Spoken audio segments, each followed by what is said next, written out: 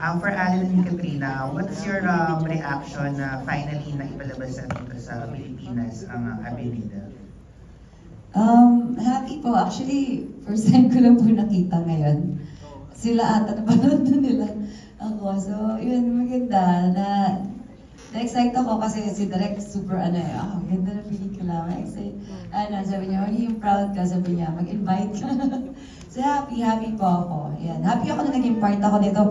Thank you po, Madam Baby. Ayan, thank you, Direk. Ayan, at napasama po ako dito sa project. Sa iyong project. Thank you. At syempre kay Alan, maraming salamat. Tinutulungan niya ako eh. Siya talaga yung tumulong sa akin sa lahat eh. Magaling ka talaga. Siyempre, excited kami lahat na mapalabas tong Avenida dito sa Cinemalaya, and sana mas marami pang yung regular showing. Sana mapanood ng mga kababayan natin, at least sa pinagpaguran, of course, Direk Louie, ating producer, and pinagpaguran namin. Mas malinaw dito yung pinalabas kasi nung first time ko siya napanood doon sa Vietnam, sa Danang Film Festival. So yun, and masaya dahil maraming nanood ngayon. Thank you. Second question ko kay Direk Louie. Direk, what's the reason behind choosing Payete Laguna for the location of your film? Actually, asan siya? Ito po, sa second Thank you very much. Ayun! Maraming salamat.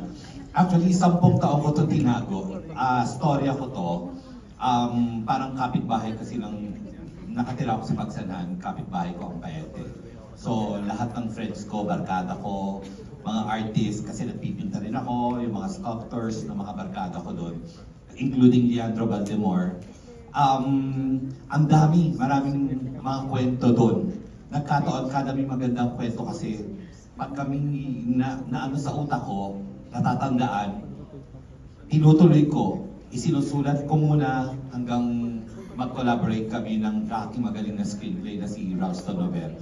10 taon, hanggang dumating ang pandemic, naghanap ng tamang artista na kakayanin yung role nitong Avenida. Kasi hindi biro yung pagkuha ng artista. Maraming magagaling, pero ang hirap dumating sa akin yung character na parang hindi siya. Ang talagang pumasa sa akin, si Allen. For 10 years.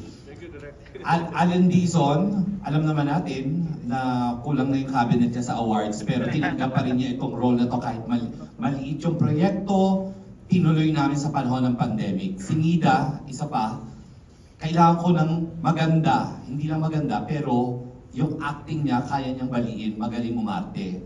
And talagang si Katrina, sa kanya yung napunta yung role. So, of course, yung aking mga supports, talagang tinulungan kami. Like si Leandro Valdemor, siya talaga yung mga umuukit, yung mga ginamit naming props, kanya yun, siya ang artist nun. Siya ang sculptor nun. So, inukit niya for our film. Pinasadya. And then, collaboration namin ni Ralston Nover. Alam naman natin, award-winning director din si Ralston, pero pumayag siyang sumulat para sa akin. And syempre, yung nag-iisa dito sa tabi kong kaibigan, maraming natatakot na i-direct siya, pero ako hindi ako natakot na i-direct siya. Kasi mabait. Sumusunod sa direktor. Napakagaling, take 1. Salamat, Inay. Nanay ko ta. Memorize. Dumadating sa set, ang haba-haba, about 5 pages of yung dialogue na yung kompleto. Memorize, take 1. That's Direct Joel Lamangan. Thank you. Last question ko na lang kay Direct Joel. Direct, nandito po ako sa second row. Ikaw pa rin? Opo. Direct, ano yung inspiration mo sa pagganap dito bilang pari sa Avenida? Inspirasyon? Opo. Wala. Kailangan ko ba inspirasyon sa isang ganung role? Hindi na kasi kailangan. Anong ibig mo sabihin ko kung anong nag-inspire sa akin gano'n? Ano po Wala naman. Diyos ko, marami naman akong naging kaibigang pare. So alam ko naman kung paano ang pare. At napaka-define naman ng karakter ng pare. tumutulong-tulong sa kanyang mga parishioner, nagkataong iskultor isa sa mga parishioner. Yun lang. Pero wala yung highly inspiration ekla, wala yun. Thank you.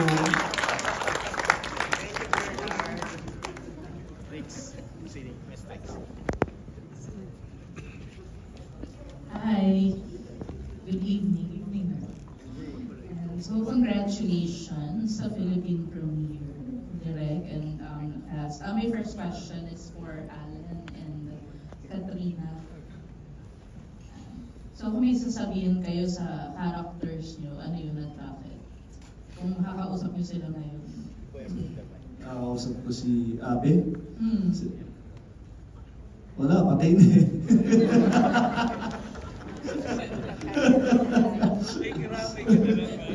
Ikirami na ako. Siguro kung makakausap ko siya kung buhay pa si Abby. Pero buhay pa siya direct, no? Kasi nung nag-shoot kami, si Abby ay totoong Abby siya, na artist. Na kung ano yung character ni Abby. Na-meet ko siya, kinalala ko siya kasi pinakilala sa akin ni Direk and si paring Jeff, si Leandro. Nakilala ko siya personally. So, nakita ko kung paano siya makipag-usap. So, yun yung isang pinag-aralan ko. Nag-observe ako sa kanya paano siya makipag-usap. Hindi siya tumitingin sa tao o sa mata. And siguro kung makakausap ko yung totoong Abe sa aral niya, sabihin ko sa kanya na huwag na hanapin si Nita. Kasi hindi na siya mababaliw pag hinahanap si Nita eh. Di ba? Dahil si Nita nandito lang sa Manila Bay, Ayala Mall. Siyempre, di ba? Of course, isang sa akin dahil napakahirap ng role bilang Abe. So, ito yung pelikulang para sa kanya itong pelikula. Kung nakausap ko siya ngayon, dahil kung makakausap ko siya ulit, kung magkita kami ulit, magpapasalamat ko sa dahil bigyan niya sa akin yung role na Abe. And of course, Leandro, siya nagturo sa akin kung paano mag-ukit, siya mismo. So before the shooting, nagpunta ko doon, nag-advance ako doon, tinuruan niya ako paano mag-ukit. And thank you, Leandro. Ano masasabi ko kay Nida? Hindi ko alam paano nangyari kay Nida eh. Sumama siya sa iba, di ba? Tapos hindi na siya nagpakita. Ano pangalan isa? Cecil. Si Cecil. Ano masasabi ko sa kanya? Wala naman, parang yung friend ko lang siya, ganun. Wala naman ako masasabi sa kanya po. My second question is for Direk Louie and Miss Baby. So, ano po yung pakiramdam or may nag-iba ba sa process nyo sa pagko-collaborate bilang producer and director dito sa pelikulang ito, given that you have collaborated many times in the past? This time, ito kasing pelikula na to, ano ko to passion project. Parang kumbaga sa mga direktor, yung ganitong klaseng pelikula, parang kaluluwa namin to So, ginagawa namin to, mababa, mataas ang talent fee, basta gagawin ko to kung gusto ko. Nagkataon, si Miss Baby Go ng BJ Films, kahit anong sabihin ko sa kanya, naniniwala siya sa akin. Lahat ng projects ko, area, school service, marami. Sabi ko naman sa kanya, Miss Baby, gagandahan ko to, para at least kung gusto mo pag gumawa ng maraming pelikula, gawin nating mga award-winning films ito para sama-sama tayo. Sama-sama tayo, magkasama tayo Miss Baby sa lahat. Biyahe lang tayo ng biyahe pagka magkaka-award, di ba? Pag magkaka-festival. So, ganun yung samahan namin Hindi siya nakikialam. Dadalaw sa set, hindi niya ako pakikialaman. Kaya yung creativity namin, at saka yung konsepto namin, nalalabas namin ng kung ano yung gusto ko. Yun. Thank you Miss Baby Go for that, for the trust. Kayo po. Kayo po. Napakaganda niyo po on screen. Hello?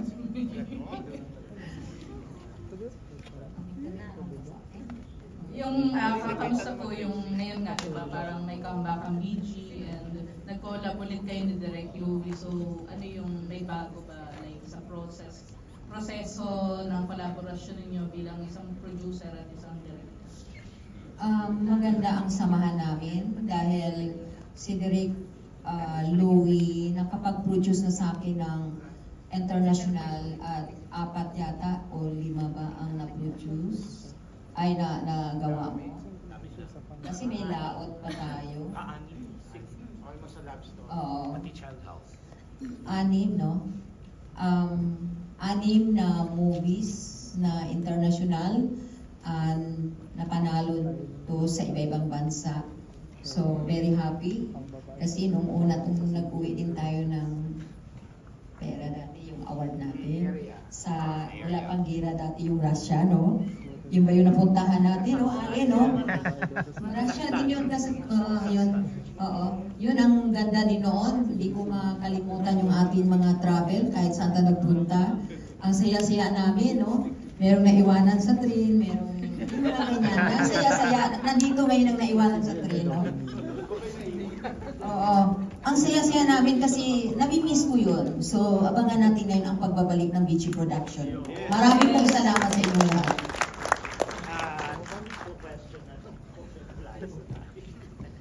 Hindi, kasi may kasunod po na closing film. Sino po ang gusto magtanong? Sir Ronald Carvalho. Tanong ko lang si Allen, paano ka na-convince ng frontal nudity at ba't ka pumayag? Ipapakita daw direct. Direk Carl, thank you for supporting our film. Pumayag ako dahil si Direk Louie. And pumayag ako dahil lalagyan ako ng prosthetic dun sa frontal.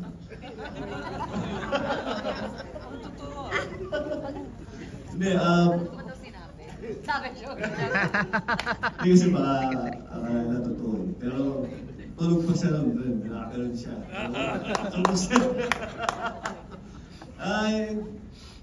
Of course, kahit naman si Direk Joel, kahit sino kapag hiningi ng pelikula, okay sa akin. Congrats ang galing niyo sa movie kay ni Katrina. Thank you, Direk. Thank you. Salamat direct. Okay, last question. Last question, sino po ang gusto magtanong? Ay, bagets. Ay, estudyante. CEO.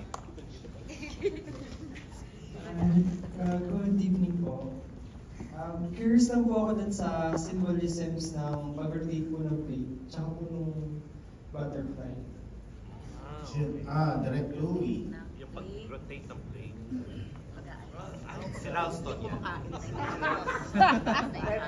Ang ating scriptwriter. Cultural, yung turning of the play, cultural siya, regional, sa Pampanga mo, sa Visayas mo. So it's a superstition Sa lahat ng usually Filipino. The butterfly is, it says in the, sa dialogue ng father, it says na, it's a symbol of hope, especially for Abu, hoping na babalik yung kanyang asawa. So it's a symbol of hope. Salamat. Thank you. Salamat. Yun, maraming salamat dahil nakasama ako dito sa pelikula. And kay Direk Louie, maraming salamat. Natuloy din tayo, Direk. No? Ilang red wine dito dun sa Kapikisada at saka sa lugar mo. And syempre sa pagtitiwala ni Direk Louie kay Ma'am Baby at sa lahat po ng ating mga artista, maraming salamat. Isang karangalan na mapasama ako dito sa Benita. Yes. Maraming salamat sa lahat sa inyo na nanonood. Sana pamalitaan nyo sa iba pang mga manonood ang isang kakaibang pelikulang kailangan nilang mapanood. Maraming salamat Beachy Productions, Miss Baby. Salamat Louie for casting me. Salamat Ralston. Maraming salamat Allen and Katrina and everybody. Thank you so much. Ito po yung kaibahan ng mga ginagawa ko, yung commercial film. Ito yung aking kakaibang ginagawa rin sa independent film. Iniiwanan ko lang sa inyo ang kaibahan ng independent film na iniwanan ko kayo na magdesisyon kung buhay pa si Nida o si Nida nga ba yung nasa ending o si Cecil. Kaya bahala na kayo. Pero nagpapasalamat ako lalo na sa mga estudyante na nandito from CEU. At salamat sa pagtatanong. Importante sa amin yun, yung inyong mga reactions. Salamat din sa lahat ng kaibigan ko, mga taga-GMA, mga TikTok Lab, si Miss Darlene De Jesus, ang aking boss, at lahat ng mga press and directors na nandito. At yung pamilya ko nandun sa taas. Maraming salamat sa aking family. Thank you. Thank you din po sa lahat na nandito. Ayan, mama ko nandyan, mga kaibigan ko nandyan po. Maraming salamat sa mga director po na nandito, sa mga press po na mga kaibigan namin. Sa mga taga-GMA, thank you po sa oras niyo po at sana po nag-enjoy po kayo. Ayan, yun, ulitin ko lang ulit. Maraming salamat at napasama po ako sa project na to. Dahil po kay Direct Louie and Madam Baby. Thank you po. At syempre, salamat naman at kahit pa paano ambunan naman ako ng guest supporting actors. So, di ba? Kasi napasama ko kay Alan. Thank you. Yan, maraming salamat po sa inyo sa panonood nyo, sa mga media, sumusuporta na wala sa akin, pag-promote sa mga pelikula. Of course, kay Direct Louie, kay Madam Baby ko na sumusugal para makagawa ng pelikula na alam naman natin ngayon hindi ganun kaano yung Philippine cinema. Pero dahil Cinemalaya, nagtutulong-tulong yung mga producer and director makabuo ng mga importanteng pelikula. Maraming salamat po at maraming may trabaho pag maraming pelikula. So more movies to come. Yan. Mabuhay po kayo lahat. Maraming salamat.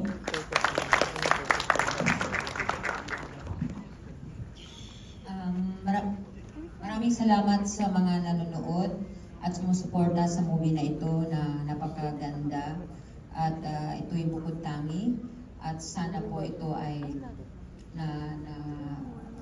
ikukumpit ulit sa iba-ibang bansa dahil yun talaga ang gusto ko. Sana patuloy ni Dennis ang pag-i-export ng movie na ito.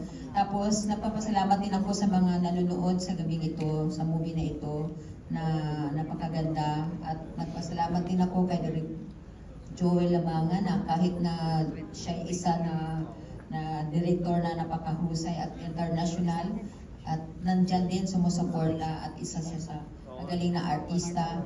At of course, Direk Louie, ako, ang dami mo nang nagawa dito sa akin talaga, no? International ito, sana may international pang darating. And of course, kay Allen Dizon na aking panganay na artista na napakagaling at hindi talaga siya sumusuko sa beach production. Isang tawag lang andyan agad. And also kay Katrina, kasi dalawang movie na rin siya sa akin, yung Child House and ito, Alejandro na ito, magaling mag-okay. Ang galing-galing niya. At of course, itong mataray na aking alaga na si Kate, magaling din siya na umarte. At yun, sa lahat ng mga media na nandito, maraming salamat po sa supportan nyo. At of course, mga kaibigan ko na nandyan, ang ating president ng Tiger, national president namin nandyan at aming chairman. At sa lahat ng mga nandito, si Atty. Topacio, nandito yata ngayon. Nanonood, Atty. Topacio. Ay, maraming salamat po sa suporta at sa lahat ng mga talent mo. Sa sunod ay ating makasama din. Maraming pong salamat sa inyong lahat.